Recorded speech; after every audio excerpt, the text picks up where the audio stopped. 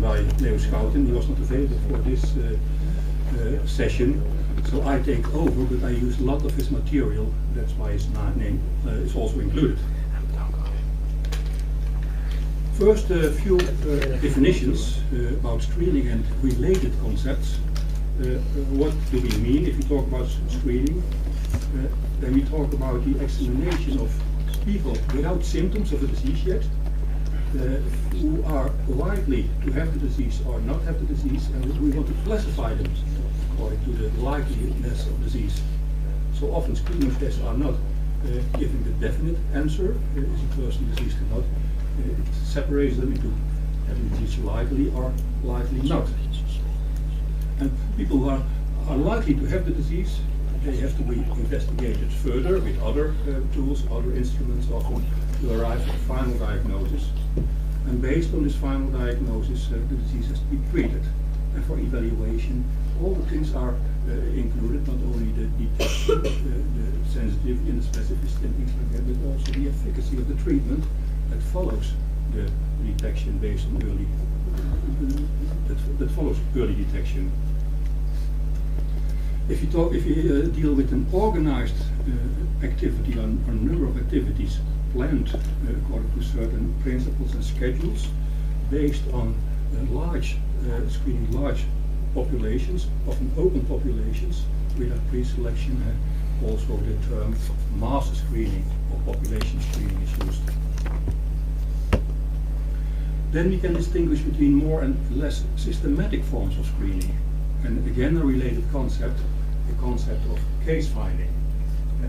An example of non-systematic screening procedures are those activities that maybe now not anymore, but I can remember for a number of years ago that you, for instance, in a shopping mall, you can have your blood pressure measured by putting your arm into a manchette and things like that. Or what you see here, cholesterol, serum cholesterol can be determined. And there was also a few years ago a small message in our newspapers was about a toilet boil developed in Japan. And if you sat down, within a few minutes you can read when you had diabetes, urinary tract stones, and urinary tract infection. That's also an example of a non-planned, non-systematic form of screening. Systematic screening, for instance, is our national program in the Netherlands and many other countries of breast cancer screening, which is very well planned, and before they started there are a lot of pilot projects, so it follows a certain protocol with women who are invited between 50 and nowadays 75 years of age. They are invited every 2 years. The diagnosis is evaluated, and there is quality control and things like that. There are a number of figures about follow-up. Also the invitation of the women is done according to a certain protocol. So this national breast cancer screening program is an example of systematic screening. And then we have case finding. And we talk about case finding. If you go, for instance, to your doctor for a certain complaint, and he says to you, okay, I've seen this, there's nothing special, but I would make use of the opportunity to look for something else. So case finding that deals with finding things that are initiated not by the patient himself, based on complaints, but by healthcare. To give an example, and this might be such an example, a friend of mine, an old lady, she had shoulder complaints for quite a long time, and the reason was unclear. Therefore, she decided to have so that there was after the contact with the general practitioner, it was decided to make an X-ray to see what was going on. And on this X-ray, just by accident, a lung tumor was detected. She was a non-smoker, not that old, but there was a spot in the tissue, and she was operated. She went for surgery in 1 week time. 1/3 of the lung tissue was removed, and now she is quite healthy again, but not in the condition that she used to have. There's an example of case finding. You find something that is not related to the complaints and the health problems that cause the contact with healthcare. So we have different forms of early detection, and you can order them according to this, for instance, diagnosis based on complaints or symptoms by the patient itself, non-systematic forms of screening, systematic forms of screening, and case finding. And here the initiative is more with a patient to decide, I want to know from my doctor, from healthcare, what's going on. And here case finding, screening, systematic, the initiative is more for the caregiver. That's very important, because if you take from the healthcare the initiative to ask people to being screened and things like that, then you have a large responsibility for the follow-up. For instance, you may detect all kinds of things you are not prepared for. So you need to plan, what can I do if I find something which is not good? So there should be, if you find something, there should be an effective treatment. And now, for instance, we have a similar problem. We have in Maastricht the large Maastricht study, which is about 5,000 people with diabetes and 5,000 healthy people. A lot of things are measured. For instance, also MRI scans are made for those people, and other imaging techniques are applied. And now there is a message sent to Carla is also involved, the coordinator, from the organization, from the National Health Council. They want to check whether all the screening is well thought about, because before you know, you can involve a lot of people with a lot of problems they were not aware about before the screening program. Two other things can be distinguished. For instance, you can screen for risk factors for disease, or you can screen for early stages of disease. For the second is screening for cervical cancer or breast cancer, an example. And here you can think about screening for high blood pressure or serum cholesterol level. And then screening can be a one-time undertaking, once only. For instance, the heel prick that is applied to newborn babies 5 days after birth, and then those days too, inborn errors of metabolism, phenylketonuria, and congenital hypothyroidism were measured. Now there are more tests included in this heel prick screening, or it can be repeated with a certain sequence, a certain pattern. That's, for instance, breast cancer every 2 years. And then you can wonder whether this, which is one of the new things since several years, can be regarded screening or not. A total body scan that can be taken, the APK for the human body, based on MRI scanning, the CT scanning and things like that. And a lot of tests are conducted at the same time. But of course, the risk because always you have to do with false positive and false negative results. The risk is if you do so many tests at the same time, that the chance is very high that at least one of these tests will show unbeneficial results. Some words about the origin and justification of screening.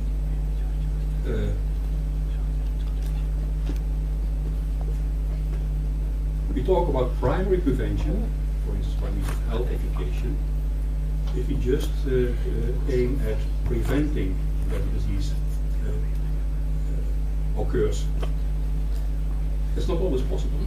For instance, for several forms of cancer, primary prevention is very difficult. Why? Because there are no important risk factors known, no strong risk factors, and which makes a risk factor an important risk factor. When it is strongly related to the disease, high relative risk, or when it occurs among a large number of people, a high prevalence of the risk factor. And the combination of both, the prevalence of exposure and the strength of the association, the relative risk of the odds ratio, they come together in this measure, the etiological fraction, or the attributable proportion among the total population. For breast cancer, for instance, we know a lot of risk factors, but most of them are quite weak. And the thing that may be at hand is that we know a number of risk factors, but we cannot change them, we cannot influence them. And in that situation, there is not much space for primary prevention. Breast cancer as an example. At the other end of the continuum, we can talk about tertiary prevention, curative healthcare, maybe palliative healthcare. We can also talk about postvention. And now we see that in this domain, often effective therapy is not available. Sometimes it is, for instance, breast cancer, prognosis now is much better than several decades ago. But lung cancer, for instance, very difficult. Other cancers of the internal system. Now screening is somewhere in between. We also talk about secondary prevention, the domain of social medicine or community health screening.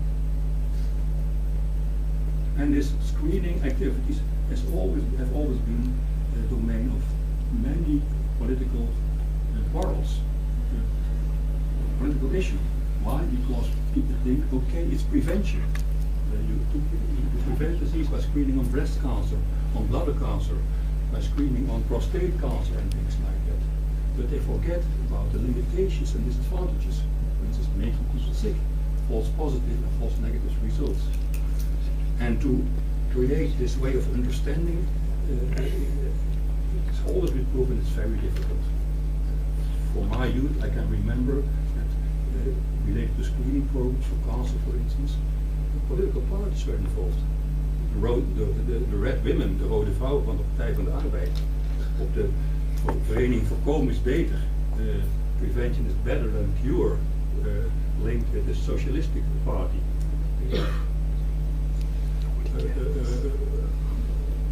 They wanted to promote screening. Doctors, they say, okay, think also about the other aspects of screening. It's not always the case that screening is good and justified. Because we lost already a quarter of an hour, I will skip these things. This is just to show that we are screened from birth to death.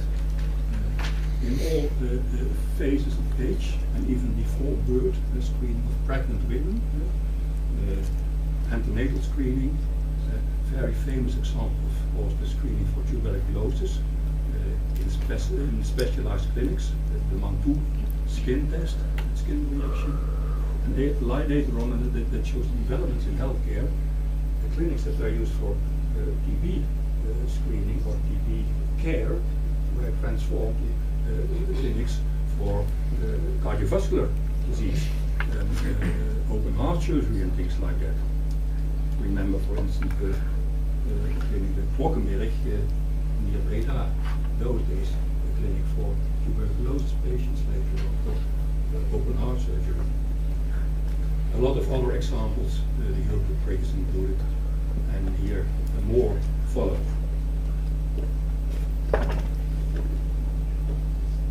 And also nowadays there are many proposals. For instance, we have discussion about screening for prostate cancer based on the PSA enzyme, the prostate specific antigen. Some people are against, some people they promote it, and finally in our country and many other countries, especially the National Health Council, who has to prepare reports for this, and who has to balance all the pros and cons of screening progress in various domains. And all of the question is it useful? Is the screening effective? And always it appears to be very difficult to get a very clear view. If you have time left, I will give you, for instance, the example of the current discussion on prostate cancer. The person who has developed the test 40 years ago, now, and he has written 2 years ago an article in the, I think, the New York Times, that he regrets, that he much regrets the day that he has developed this test, because it's misused now, misused by much too much screening efforts. Before we continue with screening for the early stages of disease, a few remarks on screening for risk factors, and in this case, as an example, screening for serum cholesterol. And this was used as an example in medical education already when I arrived here in the beginning of the 80s of last century. And always the same article was presented in medical education, which was the article of the British Medical Journal from Geoffrey Rose, a British cardiologist, epidemiologist, strategy of prevention, lessons from cardiovascular disease. And later on, his ideas and thoughts are worked out more into more detail in a small booklet, a strategy of preventive medicine. And in his publications, it's about the discussion about what is the best strategy that we can use. Either a high risk strategy or a population strategy. The high risk strategy is that you try to find, by means of screening, people at an increased risk of a disease based on risk factors. And if you find an increased risk to high level of serum cholesterol or blood pressure or smoking or a combination of risk factors, in this case for coronary heart disease, you can decide to make an individual prevention program, a tailored program to prevent the disease and to take away the risk factors. The other strategy is the population strategy. No screening, no, you forget about this step, but directly you try to approach all the people in the population by means of mass communication means, health education, health promotion, plus 51 spotjes, things like that. And related to this is the concept of the prevention paradox. Geoffrey Rose became famous because of this prevention paradox. And one of the examples you find in both this article and in the booklet is the following one. Data are derived from a big randomized control trial, which was conducted in the 80s. A very expensive trial, a multiple risk factor intervention trial, Mr. Fit. And participants were males between 40 and 59 years of age. And the idea is to screen people for risk factors, 6 major risk factors, and based on the results, randomize them, random allocating to a group that received a special intervention program and another group receiving usual care. And for this figure, only part of the data I used, only the data from the control group, so the group without a specific intervention. And here one of the risk factors is plotted. Here you find from this population the serum cholesterol level in millimole per liter. And here you find the prevalence. You can make categories out of this.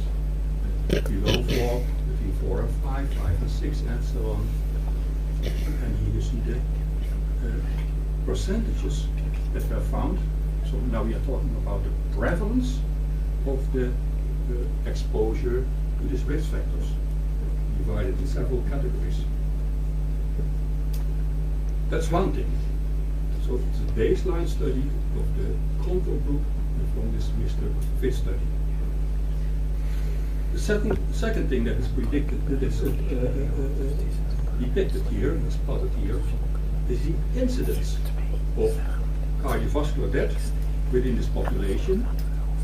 The number of deaths per 1,000 in 6 years' times follow-up, and you see that there is an increase in the risk associated with an increased level of serum cholesterol.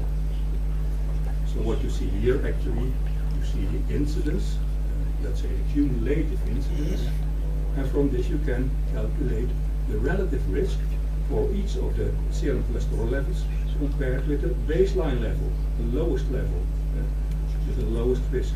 For instance, for the highest level of serum cholesterol, it's about 21 here. This is, let's say, 3 times higher, a relative risk of about 3 compared to the baseline level. And from this you can calculate how many cases you could prevent if that would be an effective tool, for instance, screening followed by an intervention. And then the last element which is shown in this table, you find them above the bars, these percentages. This shows the percentage of excess deaths that are attributable to each category of cholesterol. The ideal level is the lowest level, with the lowest risk involved.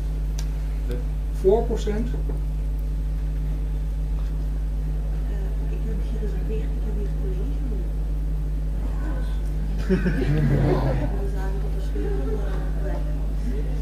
Ja, want ik heb vorige week via de boekcoördinator gezien. En het kon nog even bij.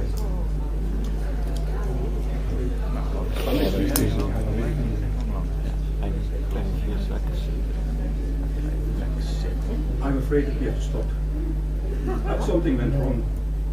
I asked, I was, so it would be given this lecture next week, but I have to go to The Hague, to the Gezondheidsraad, Utrecht next week, and according to Carla it would be possible to do it today, but there seems to be a double booking, and I don't want to make a quarrel with them. So I think we have to find another solution. But we were first. We were still